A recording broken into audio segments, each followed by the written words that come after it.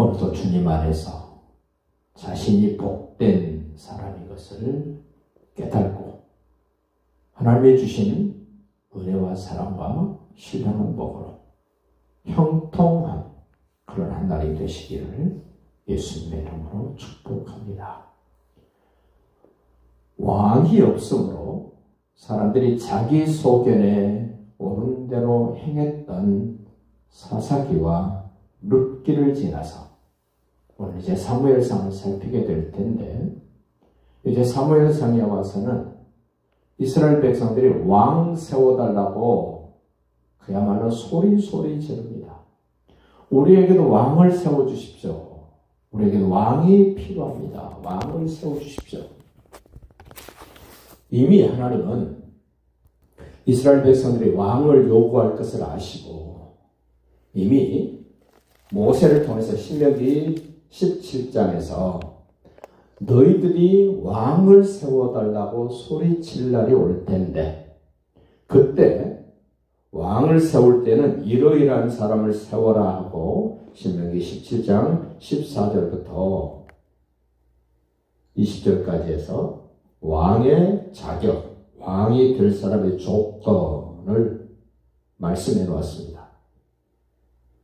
신명기 17장 15절 반드시 내 하나님 여호와께서 택하신 자를 내 위에 왕으로 세울 것이며 내 위에 왕을 세우려면 내 형제 중에서 한 사람을 할 것이요 내 형제 아닌 탑니를 내 위에 세우지 말 것이며 그는 왕될 사람은 병마를 많이 두지 말 것이요 병마를 많이 얻으려고 그 백성을 이집트로 돌아가게 하지 말 것이니 이는 여호와께서 너희에게 이르시기를 너희가 이후에는 그 길로 다시 돌아가지 말 것이라 하셨으며 그에게 아내를 많이 두어 그의 마음이 미혹되게 하지 말 것이며 자기를 위하여 은금을 많이 쌓지 말 것이니라.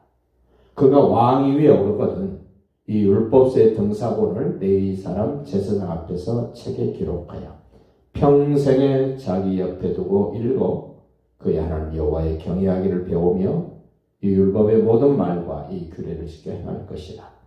그리하면 그의 마음이 그의 형제 위에 교만하지 아니하고 명령을 떠나 좌로나 우로나 치우치지 아니하리라. 이스라엘 중에서 그와 그의 자손이 왕위에 있는 날이 장구하리라.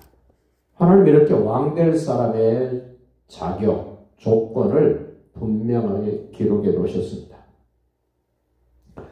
그 하나님의 마음에 합했던 다윗 왕이 세워지기까지 이제 기초적인 것들 하나님의 사람도 필요합니다. 그를 세울 수 있는 여건이 필요합니다. 그 여건을 만들어 가시는 하나님의 손길이 오늘 이 사무엘상 1장에 나타나는데 이 엘가냐의 집안과 소위 엘리 제사장의 집안 두 가정을 대조 비교하면서 우리에게 보여줍니다. 하나님이 버리는 가정, 하나님이 쓰시는 가정. 하나님이 쓰는 사람, 하나님이 버리는 사람. 먼저 하나님이 쓰시는 가정, 하나님이 쓰시는 사람은 인간적으로 부족함이 있습니다. 안타까움이 있습니다. 그 과정을 하나님은 어떤 방법으로 어떤 내용으로 이끌어 가시며 채워주시는가를 오늘 우리에게 보여주시는 1장. 먼저 1절 보십시오. 에브라임 산지 라마다임 소빔에 에브라임 사람 엘가냐라는 사람이 있다. 그는 아내가 둘이었다. 한 아내의 이름은 한나요. 한 아내의 이름은 분인나라. 그 분인나는 자식이 있는데 한나는 자식이 없다. 소위 한이 맺힌 사람, 한이 있는 사람.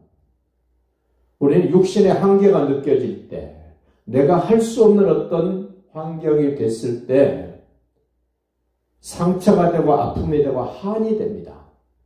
그 한을 세상적이고 인간적인 방법으로 해소하고 풀어가려고 하면 답이 없습니다만은 그 한 맺힌 자신의 모습을 하나님 앞으로 가지고 나온 사람에게 하나님은 어떤 은혜를 주시고 어떻게 이끌어 가시고 어떻게 형통하게 만들어 주시는가를 단적으로 보여주고 있는 이 엘가냐와 이 한나의 모습을 우리에게 소개를 해줍니다.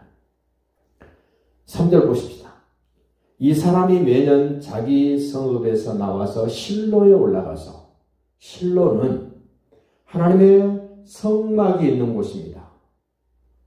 꼭 기억하셔야 될 장소 실로, 온전한 성막이 있습니다. 소위 법궤가 있고 하나님이 모세에게 보여주신 대로 다 성물들이 만들어져 있던 그 성막이 실로에 있었습니다.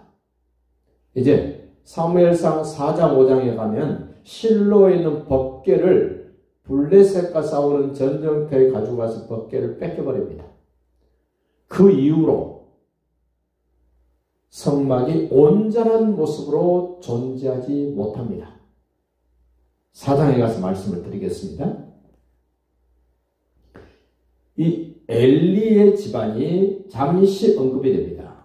제사장 엘리, 두 아들 홈리와 비느하스, 엘가냐가 엘리가 집도하는 제사에 참여를 합니다. 4절 봅니다. 엘가냐가 제사를 드리는 날에는 제물의 분깃을 그의 아내 분인나와 그의 모든 자녀에게 줬다. 화목제를 드린 것 같습니다. 나누어 먹을 수 있는 화목제. 한나에게는 갑절을 줬다. 왜냐하면 그를 엘가냐가 사랑했기 때문에. 분인나보다도 한나를 더 사랑했던 엘가냐. 그러나 여호와께서 그에게 임신하지 못하게 하셨다. 한을 품게 만드셨던 하나님.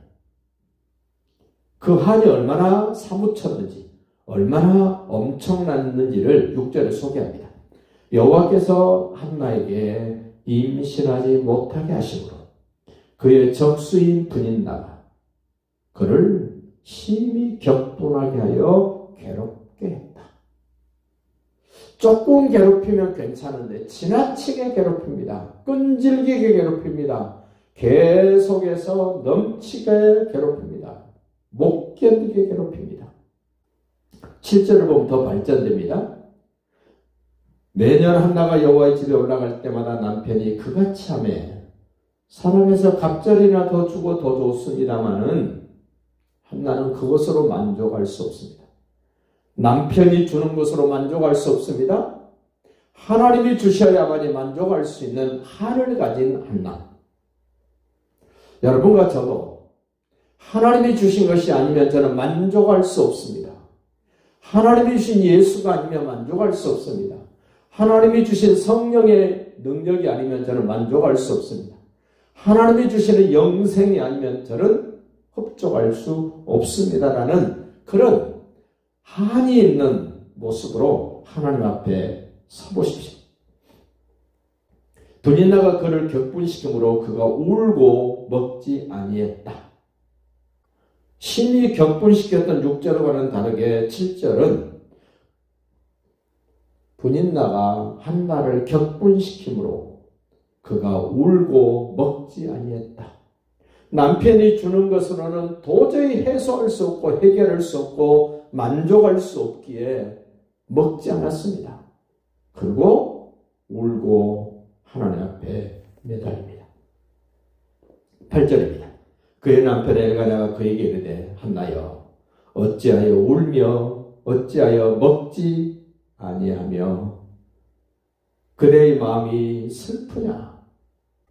내가 그대에게 10 아들보다 낫지 아니하냐? 자기 아내 한이 있는 한나에게 남편으로서의 최선을 다해봅니다. 최선을 다해봅니다. 그럼에도 불구하고 한나는 남편이 주는 것으로 위로가 되지 않습니다. 남편이 주는 것으로 만족하지 못합니다. 하나님이 내 인생을 책임져 주셔야 됩니다. 하나님이 내 인생을 맡아주셔야 됩니다라고 하나님을 바라보는 한이 있는 한나를 하나님은 외면하지 않습니다. 책임져 주십니다.